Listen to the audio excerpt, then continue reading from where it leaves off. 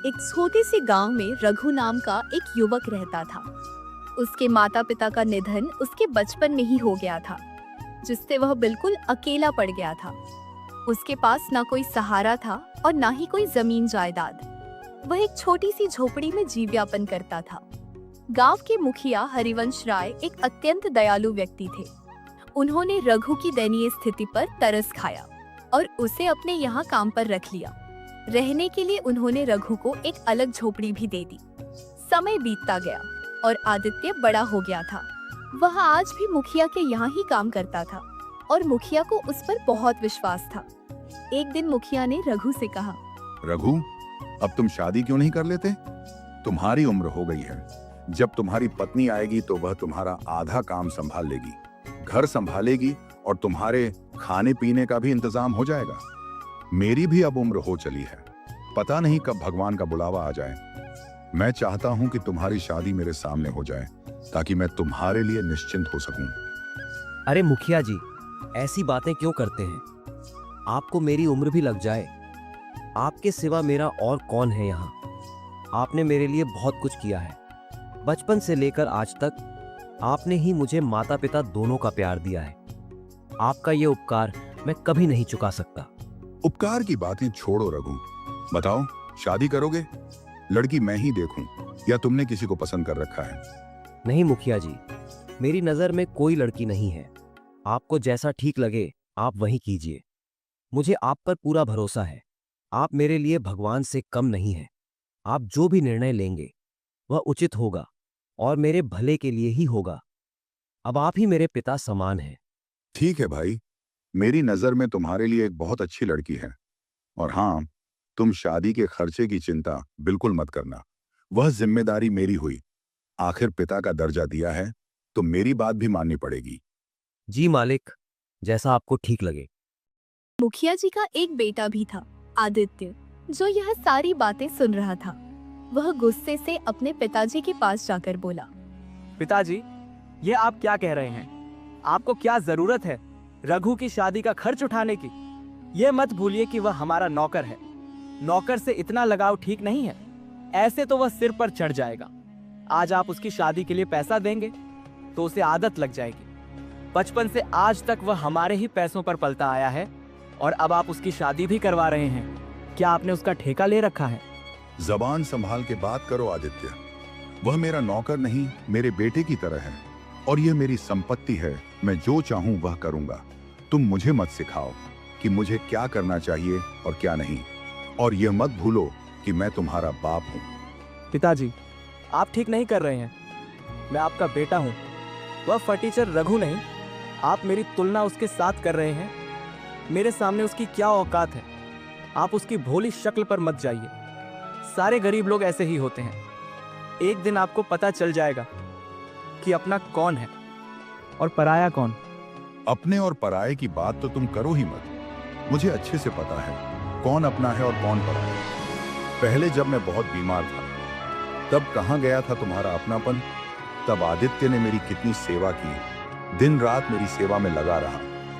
आज मैं जिंदा हूं तो सिर्फ उसकी वजह से। तुमने तो मेरी एक बार भी खबर नहीं ली। तुम अपने नशे में धुत पड़े रहते थे। क्या मैं झूठ बोल रहा हूं? बोलो। और यहां आकर मुझे अपने पराये का भाषण दे रहे हो? चले जाओ यहां से। लगता है उसने आप पर कोई जादू टोना कर दिया है, इसलिए आप अपने बेटे से ज्यादा उस 2 कौड़ी के नौकर की तरफदारी कर रहे हो। और आपकी उम्र भी तो हो चली है। आपकी उम्र में आदमी शटिया जाता है। अभी एक काम करो, सारा हिसाब किताब मुझे दे दो, नहीं तो आप इसी तरह से सब पैसे लुटा दोगे और मेरे पास कुछ भी नहीं बचेगा। जब तक मैं जिंदा हूं तब तक तुम्हारे हाथ कुछ नहीं आने वाला। तुम्हारे हाथ में हिसाब किताब देकर मुझे अपना नाम खराब नहीं करना है। मैंने पैसे बहुत मेहनत से कमाए हैं। समाज में मेरी बहुत इज्जत है और तुम मेरी इज्जत मिट्टी में मिलाना चाहते हो। अगर तुम्हें हिसाब किताब चाहिए तो उस लायक बनकर आओ, फिर बात करेंगे। काश तुम्हारी जगह भगवान मुझे रघु जैसा बेटा दिया होता। आदित्य गुस्से से वहां से चला जाता है। इस फटीचर रघु का कुछ करना पड़ेगा। यह 2 टके का नौकर मेरी जगह लेने की कोशिश कर रहा है।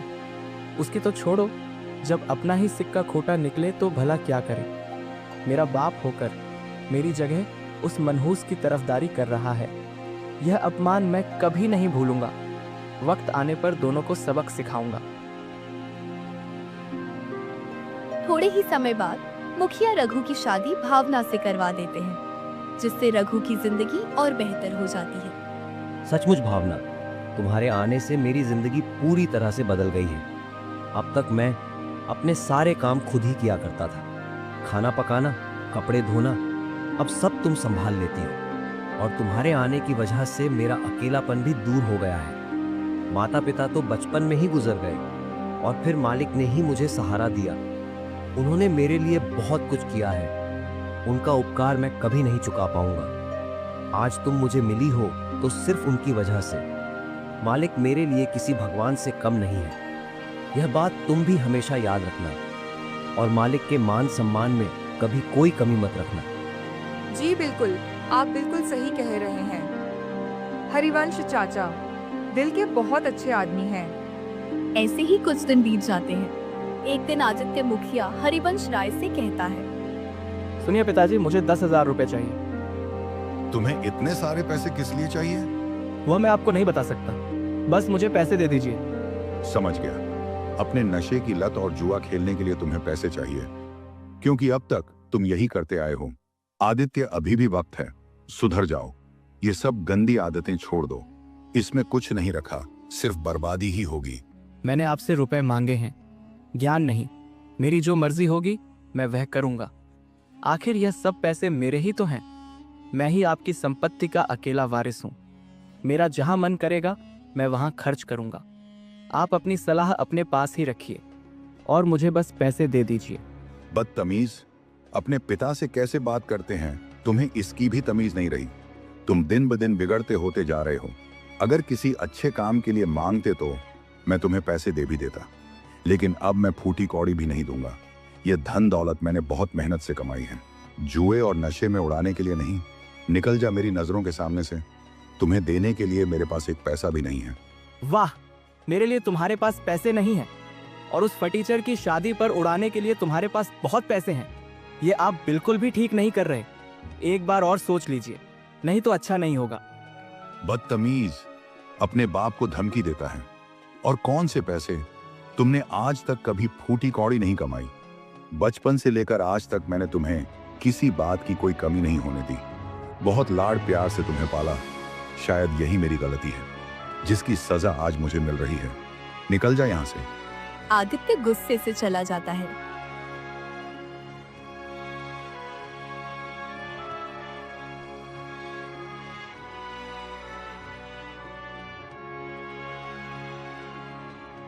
रघु मुखिया जी को परेशान देखकर पूछता है, क्या हुआ मालिक? आप बहुत परेशान लग रहे हो। क्या बताऊं, आदित्य ने मुझे बहुत परेशान कर रखा है। दिन ब दिन वह बिगड़ता जा रहा है। मुझे उसकी बहुत चिंता हो रही है। वह सही और गलत का फर्क भूल गया है। पता नहीं इस लड़के का क्या होगा। मालिक, आप ज्यादा परेशान ना हो, सब ठीक हो जाएगा।